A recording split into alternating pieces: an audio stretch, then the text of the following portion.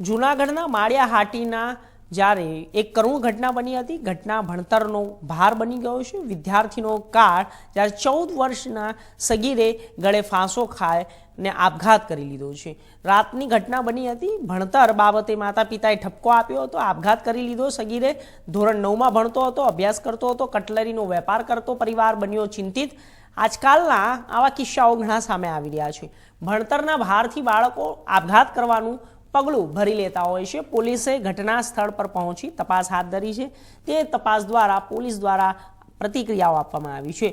અભ્યાસમાં ધ્યાન આપવામાં આવે તેઓ અંગે ઠપકો આપતા આપઘાત કરી લીધી અને અકસ્માતમાં મોતનો ગુનો દાખલ કરી તપાસ હાથ ધરવામાં આવી છે. વાલીઓએ બાળકો પર બિનજરૂરી અભ્યાસનું દબાણ ન કરવું જોઈએ.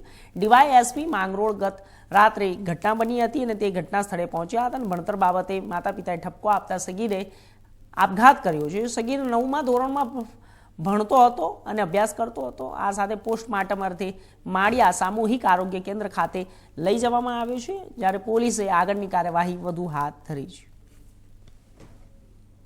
માળિયાહાટીના પોલીસ સ્ટેશન વિસ્તારમાં એક બનાવ જાહેર થયેલ છે. બનાવની વિગતો જોઈએ તો માળિયા ગામના જે વ્યક્તિ છે અરવિંદભાઈ ગોરાસા, તેમને 2 પુત્રો હતા. તેમાંથી મોટો પુત્ર છે ચાલુ વર્ષમાં 9મું ધોરણ પાસ કરીને 10મા ધોરણમાં અભ્યાસ માટે જનાર હતો.